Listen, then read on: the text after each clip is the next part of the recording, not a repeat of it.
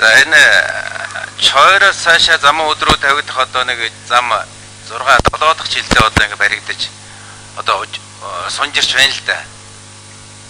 Тэгээ энэ одоо ажлын яд маш удаан байдаг. Энэ зам одоо байхгүйгээс болоод монголчууд бүгдээрээ одоо хохироод байдаг. Би энэ дээр тойргийн асуудал яриаггүй. Энэ бол Монгол улсын хэмжээний эдийн засгийн хамгийн чухал ачаал бүртээ зам одоо магистрал юм байгаа юм. Аль хэдийн эхэлж барих ёстой байдлаар хамгийн сүүл бариад байдаг.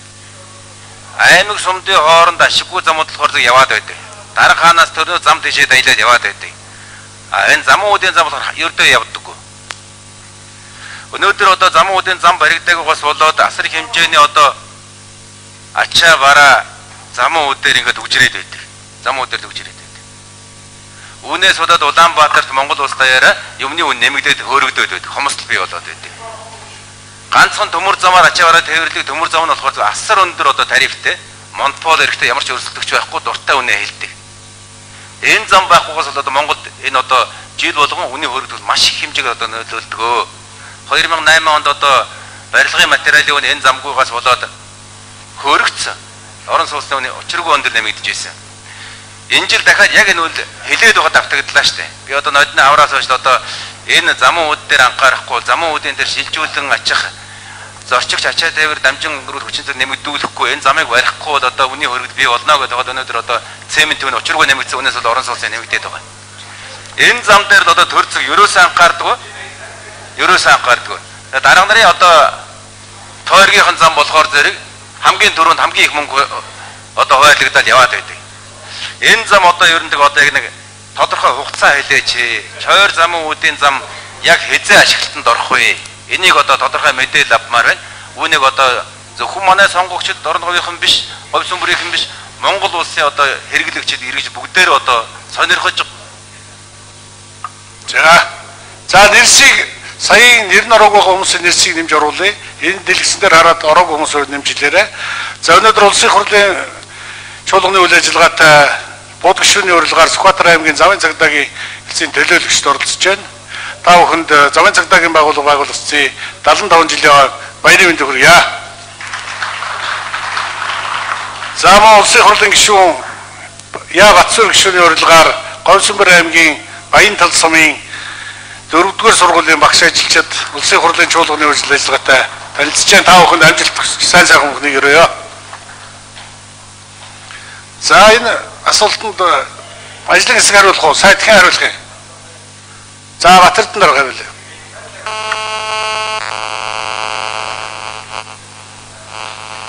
За замын үдээс чойроос замын үд хүртэл 4 багц ажил хийж байгаа. За эхлээд чойроос 176 км зам явж байгаа. Энэ Мянганы соёлын сангийн санхүүжилтээр хийж байгаа. Нодлон жил хийж байгаа компани нь Солонгос компани хийж байгаа. Солонгос компаниас тодорхой шалтгаанаар бол энийг хийж чадах. Солонгосын компани барихаар гэрээ байгуулагдсан. Ингээд одоо энэ компани нь бол ажиллаа хийж чадаагүй учраас гэрээ цуцлагдсан. За мөн Солонгосоос одоо тэр санхүүж нэгэнт тэр компани гэрээ цуцсан учраас Солонгосоос санхүүжүүлэх банк нь одоо мөн зээлийн гэрээ нь бол цуцлагдсан. За энэ бол бас нэгдүгээр тэр компани үйл ажиллагаатай холбоотой шалгарсан тендер шалгарсан компани, хоёрдугаарт бол мөн яг 2007-8 оны үнийн өсөлт эдийн засгийн хямрал болсон учраас мөн тэр компаниас авч байгаа зээлийн хөрөнгөндөө бас багтахгүй болсон учраас энэ одоо ингээд цуцлагдсан юм аа. Тэгээ энэний дараагаар энэ 176 км замыг Мянганы соёлын сангийн Америкийн нэгдсэн улсын Мянганы соёлын сангийн хөрөнгөнд бол бид тооцоо судалгаа хийгээд тавьсан, зөвшөөрсөн. За замын тендер зарлагдаад гүйцэтгэгч нь шалгарсан. За энэ Мянганы соёлын сангийн гүйцэтгэх ажилд бол ерөөсөө тендер шалгаруулах процесс, ажил гүйцэтгэх процесс бүх юмд нь бол бид бол одоо Монголын засгийн газраас оролцоо баг тэр Америкийн далайн одоо Монголын Мянганы соёлын сангийнхан одоо ажилтдаг учраас бид бол бас мэдээлэл авах, мэдээлэл өгөх ийм чиглэлээр ажилдаг. За харамсалтай нь энэ дээр бол мөн Солонгосын компани шалгарч ажиллаж байгаа. Тэр компани дампуураад сая Батэрдэн дарга гэлээ ингээд гэрийн цуцлагдсан юм аа. За энэ бол ерөөсөө ийм нэг л бүтлгүй ийм яваад байдаг. За хоёр дахь тэр 131 км зам нь бол Хятадын компани Азийн хөгжлийн банкны зээлээр буцалтгүй тусламж зээлгээд холилдсон хөрөнгөөр баригдчихсан. За ингэ баригдчихад мөн тэр үнийн өсөлт гараад тэгээд үнийх нь асуудлыг шийдвэрлэхэд 1 жил бол алдагдсан. Азийн хөгжлийн банкнд ингээд үнэндээ багтахаа болчлоо энийг өсгий гэдэг асуудлыг тавьсан. Ингээд банкнаас бол тодорхой хэмжээгээр хөрөнгийн нэмэгдүүлээд ингээд ажил нь явж байгаа. Энэ бол одоо энэ жил дуусж байгаа, хужилтанд дууссан.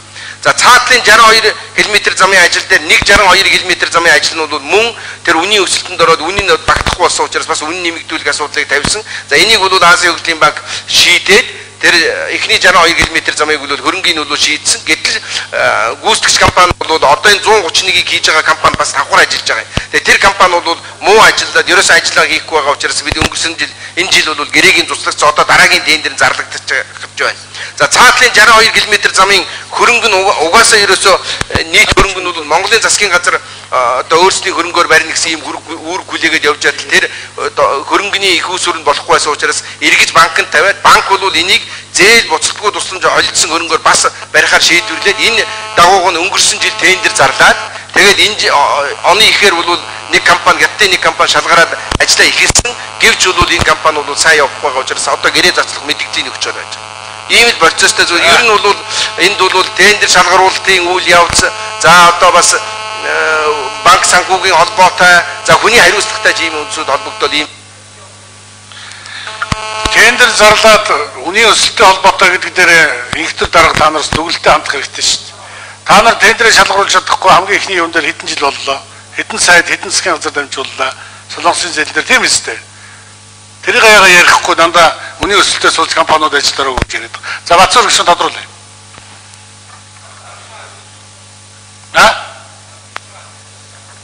За үнэхээр одоо энэ 7 дахь жилдээ болж байгаа замын төсөлтөө тэгээ одоо эхнийх нь компани нь 3 нэг хэсэг 173 дээр 3 тудаага тендер зарлагдах гэж байна шүү дээ. Ч одоо юу гэсэн үг вэ? Дараагийн 2 хэсэг дээр 2 дахь удаага зарлагдах гэж байна 62 дээр. Ингээд ганцхан одоо замын юун дээр л одоо ингээд байчих юм чинь тендерийг одоо өөрсдөө бодлуулаад байна яам агентлгууд. Өчнөө тэгж хойшлуулсан. Саатуулсан. Өөрсдийнх нь ашиг сонирхол нийцэхгүй болохоор тендер нь болдгоо. Энэ жил аваад тендер аваад эхлэхжсэн компани одоо болох гэж байна гэж байна. Тэгэхэд нэг нь 7 жил уужиж одоо цуцлж байна. Нэг нь хагас жил одоо цуцлагдаж байна. Сүүлийн 62 дээр би ярьж шүү. Энд одоо ямар учиртөр одоо учир шалтгаан байдгийг би энийг жоохон дэлгэрүүл тайлбарж өгөөч. Гүйц болохгүй бол яах танаа оны хэр одоо тэрийг тодруулсан юм. Тэ? За хэрэг мэдээлэл авмаар байна. Тендерийн асуудал.